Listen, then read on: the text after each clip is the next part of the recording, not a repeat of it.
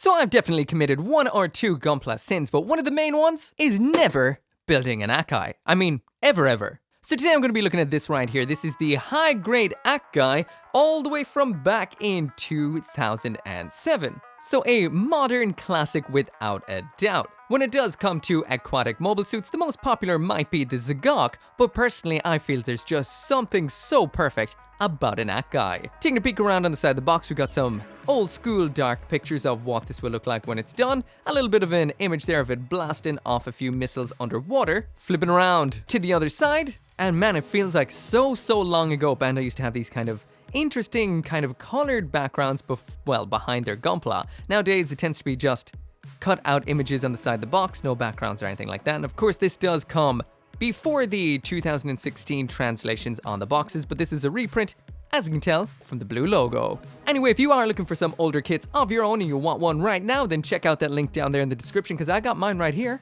through Buyee. Alright, so busting open the box to see what we've got inside, and we've got 1, 2, 3 bags of runners, as well as the manual right here.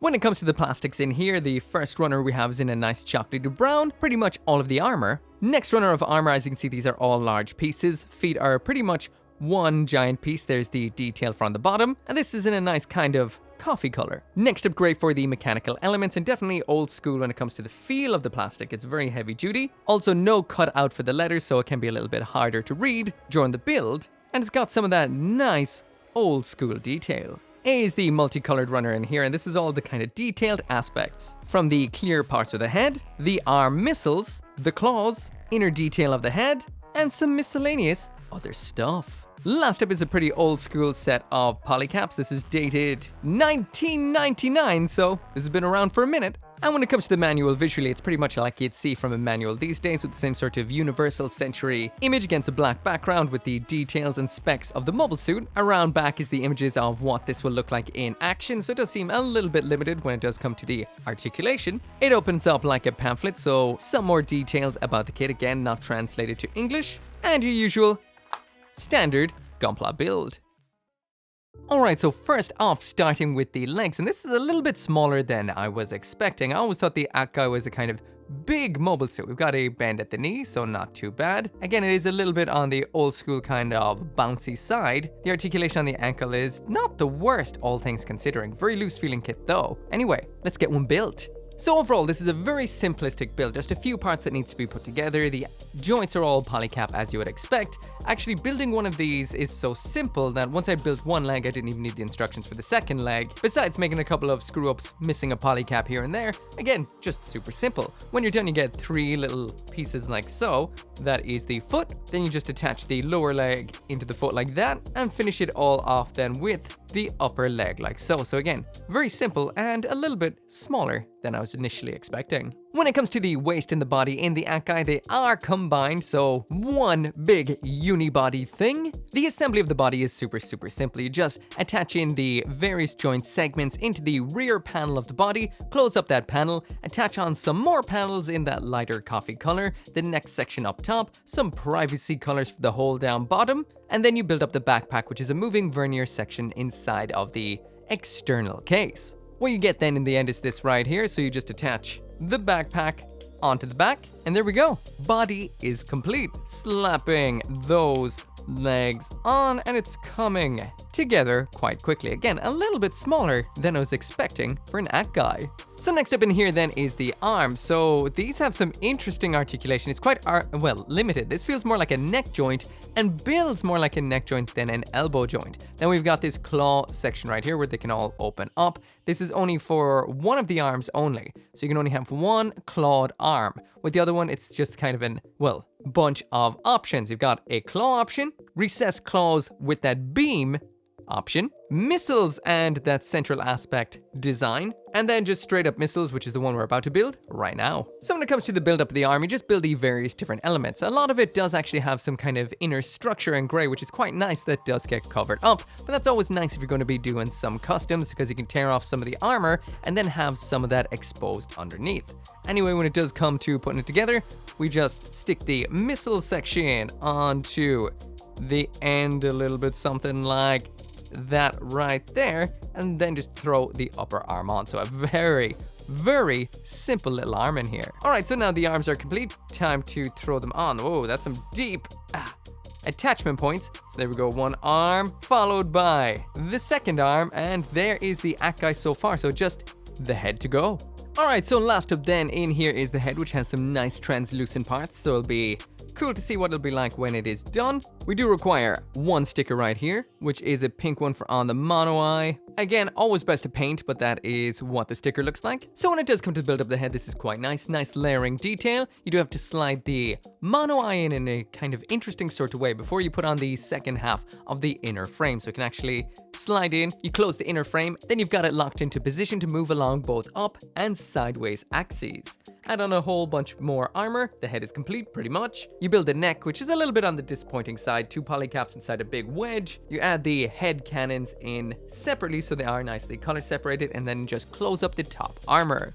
This right here is what you do get in the end, and overall I'm very impressed by the design and the way it layers up. The only thing that's kind of not so great is the sticker on the mono eye doesn't look great, and the neck could be nicer. Besides that though, not too bad. Anyway, finally grabbing the old body right here, getting this into the situation, and well, that might be why the neck ain't great. It's on backwards, so spin that around. No, still rubbish. And then it attaches on just like so. So there it is, complete and beautiful. So finally jumping on into the aesthetics, and that right there is the high-grade Acguy out of the box and just snapped together. Now I've done nothing extra.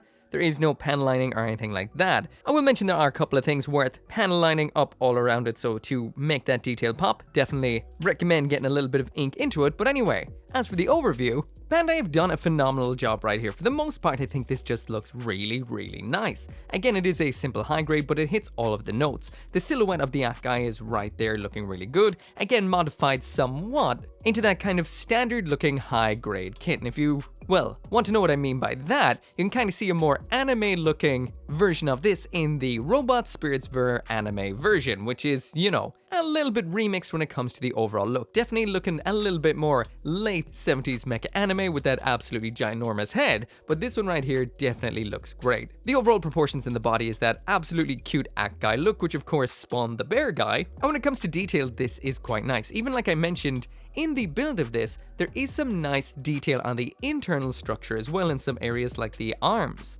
which is always a nice touch. The head is definitely the most detailed aspect about it all and looks good overall, and I have to say, definitely impressed. When it does come to the color accuracy in here, first off I will mention sticker-wise, there's just the one, which is that mono eye. I do recommend painting because it is a flat sticker onto a curved surface. You can actually cut some little slices in the side in order to make it lie flat, but it'll never look perfect. Do recommend giving that a paint. But yeah, besides that in here, the color accuracy is fantastic. Now there is one aspect that you may like or you may dislike about this kit. It's something that I definitely do dislike to some degree, and that is just the general shininess of the plastic. It just catches all the light in a very polished kind of way. Also, I did notice that the plastic can mark a little bit when you're cutting it up, and I did use a glass file to kind of get rid of any kind of excess nubs or anything, but it still kind of marks up a little bit. So I do recommend a top coat in matte to just kind of get a nice premium finish on this and kind of get rid of all that gloss. But again, down to your own preference when it comes to GUNPLA finish. Anyway, zooming on in to check out all of the details on this, and the head is definitely the most detailed aspect. Definitely digging the cannons in the head right there. Nicely color separated in gray coming through from underneath. We do have the nice clear plastic too, which catches the light very, very nicely. Again, if you did mattify this and left that shiny, it would be a great contrast. The detail inside of that too is very, very impressive, the way everything does work out. The body and the waist is one when it comes to this particular unit right here, and again, the usual kind of bear guy or Acguy kind of look. Some nice details molded in there that could definitely do with a little bit of ink inside so you could see them, but overall, simple and accurate the way this kit should be. Around then in the back we do have the backpack. Again, very, very simple out of box. Same shiny plastic as the rest of the kit, so there's no real kind of contrast between the different various elements on this kit, but it does work out okay, and we do have some moving verniers around back. When it comes to the arms, these are asymmetrical, but you can actually switch and kind of mix and match the various ends on these. We've got a claw right here on the right arm. Again, color separation very nice. The shades of color in here incredible too. And on the other side is the missile launcher arm. But again, there are 2 more options included. Color accuracy wise and design wise, the legs do look accurate. If you take a look in the bottom here, we got a lot of detail. Definitely looking for some extra detailing up, especially painting in the detail on those little turbine sections and getting some nice lines into all of that detail. Again, molded detail, always nice to see. One thing I did notice here though is this is one of the kind of kits that walks the line between quite an old kit and semi-modern kit. So you do have some parts that do have seam lines like that in the knee, and if you flip it around to the back, these are extremely noticeable. To close these up, you do have to kind of cement them closed and kind of hold them closed until they fuse, and then sand it flush. But out of box, it will look a little bit split like this right here. So jumping on into the size comparison, and there is the Acguy beside 2 standard size Gundams, and I always thought the Acguy would be a little bit bigger. What we've got on the left is the RX-78-2, and on the right is the Gundam Mark II, both revive kits. Again, a little smaller than I was expecting it to be. I didn't expect it to be huge, but not this small. Jumping now through a few random kits, there's the mass-produced new Gundam, high-grade aerial rebuild, high-grade Moon Gundam, high-grade Gundam Barbatos, and of course, the high-grade Core Gundam. So jumping on into the accessories, and there's the high-grade Acguy with absolutely everything that it comes with. So not a whole lot in here, and what we've got is 4 different options for using with the arms. So let's get right into it. So when it does come to the weapon options we have in here, this is what we've got straight out of box. Well, the way that it tells you to build it. First off, for the right arm is the iron nail. So this right here is 6 claws, and we do have a little bit of articulation. Each one of these can be just pulled outwards just like so, and that right there would be the full spread. We also have a Vulcan gun in the center right there. Sometimes this is a mega particle cannon depending on the unit, and this is nicely color separated, so we do have the gray section in there which bounces nicely against that kind of light lavendery color of the iron nail itself. On the other side now, we've got a 6-tube missile launcher, so this doesn't really do anything at all. It is color accurate. We do have a little bit of a line around the edge there, or should I say through all of those missile tubes that you could panel line up, but otherwise quite simple. Now when it does come to the options, we got this right here. This is the iron nail with all of those, well, iron nails retracted in, so this is a little bit of a part swap. They don't actually retract in themselves. In order to do this, you do have to remove the articulated iron nail section. Now, I will mention this isn't a simple swap. These are held on quite securely, so you may need a part separator to remove them. Once you do pop it off, you just pop on the other like so, and it looks like this right here when attached. The second option we have right here is this. This is the 6-tube missile launcher with a cannon or a Vulcan cannon or a particle cannon built into it. Now, I will mention, if we get in quite close, you can see this is not color separated like the other version. For example, the iron nail one, both versions of the iron nail do have a color separated bit in the middle. I'll also mention that in the manual, it does show both of these on the right arm, but I can see frames from the anime where it actually had a cannon in a tube launcher on that arm, so you can mix and match them whatever way you want. Anyway, just as usual, just like the last time, in order to swap these out, you just have to pull off the one that was on there. Again, can be a little bit awkward, and pop on the other one like so. Continuing on through the options, and we've got this right here, which is a bit of a longer, extended, prehensile arm. In order to attach this, you need to grab the arm and pull it off like so. I will mention we do have some nice mechanical detailing on the inside of this. Again, overall on the kit, this has this all around the place. So some great attention to detail, even though it is a bit of an older kit. In order to get this into the action, you just attach the forearm into the end of it like so, and then attach that into the upper arm segment like so. We'll mention this does feel a little bit loose out of box. Definitely tighten up those ball joints so it can hold in place for you, but overall it's not too bad. We do have 2 of each of the segments which make up this arm, so you're meant to only use just one. Well, technically you use one. The manual does say you can use them all as well for that full length reach like so. Again, it is a little bit on the loose side. You can push them all in to get something a little bit more locked in position like that, but still it struggles a little bit to maintain its pose. There, it's not doing too bad. Overall, it's okay. The last option here is just a little bit of a cap section. You can pull this off like so. This is the cap for showing basically the unit after it has jettisoned one of its arms. It pops on just like that. And honestly, a very nice little addition. Plain, but does the job very well. So jump now on to the articulation, and this should be interesting, definitely. It's got some unusual joints to say the least, like a ball joint going on in here. This is kind of like a very deep sort of hinge, so yeah.